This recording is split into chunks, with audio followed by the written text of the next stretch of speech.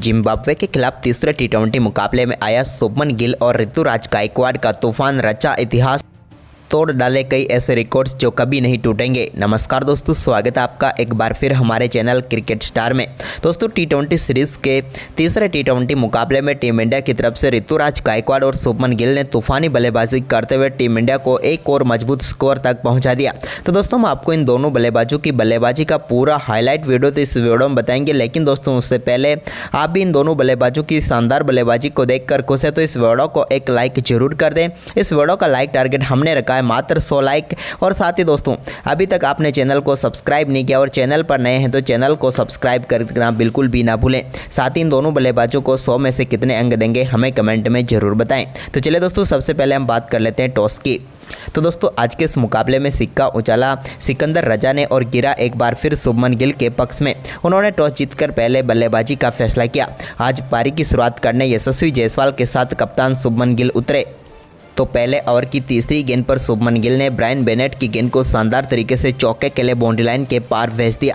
तो वहीं पर इसी ओवर की पांचवी गेंद पर भी उनके बल्ले से एक और शानदार चौका कट के जरिए देखने को मिला, लेकिन दोस्तों ये गेंद नो बॉल थी जिसका पूरा फायदा उठाना था यशस्वी जायसवाल को अगली गेंद यानी कि फ्री हिट का, और उन्होंने इसका पूरा फायदा उठाते हुए पांचवी गेंद पर दमदार शॉट खेलते हुए गेंद को मिड विकेट के ऊपर से छक्के के लिए बाउंड्री लाइन के पार भेजा और इस ओवर में शानदार बल्लेबाजी करते हुए 15 रन बनाकर टीम इंडिया को पहले ही ओवर में शानदार शुरुआत दिला दी।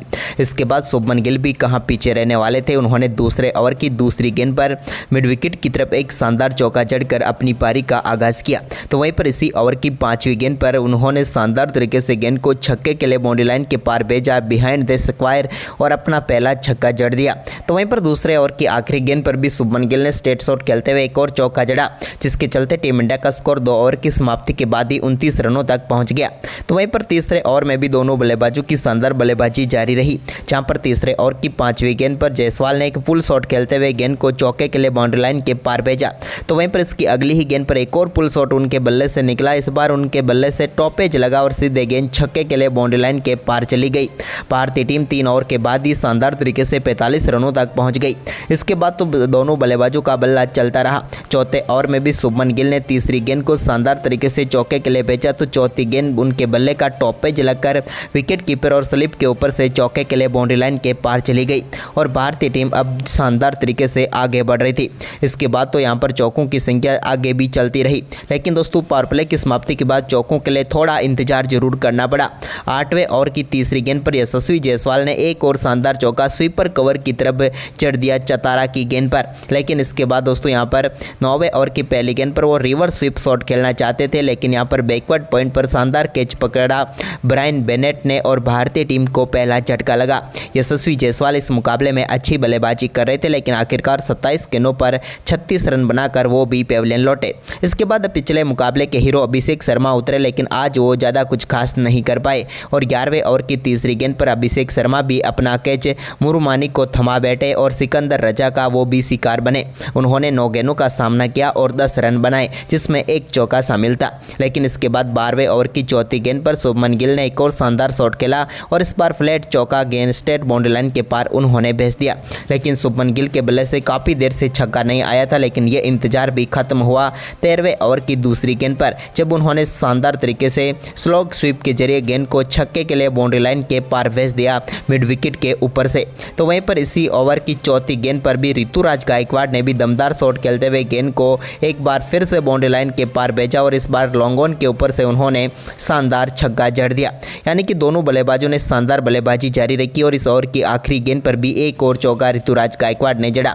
इसके बाद 14वें ओवर की पहली गेंद पर गायकवाड़ ने एक और शानदार चौका जड़ा। तो वहीं पर ओवर की तीसरी गेंद पर शुभमन गिल के बल्ले से निकले चौके के साथ ही शानदार बल्लेबाजी करते हुए उन्होंने अपना बेहतरीन अर्धशतक पूरा कर लिया।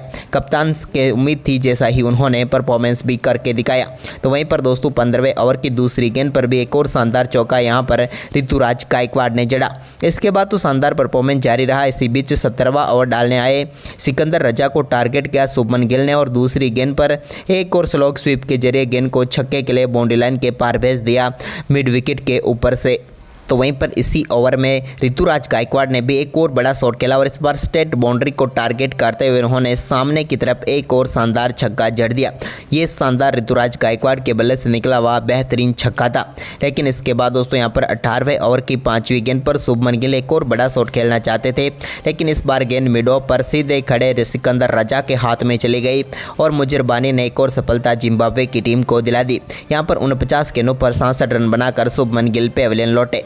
तो वहीं पर इसके बाद दोस्तों 19वें ओवर की पहली गेंद पर संजू सैमसन ने एक शानदार चौका फाइन लेग की तरफ चढ़ दिया नगारवा की गेंद पर।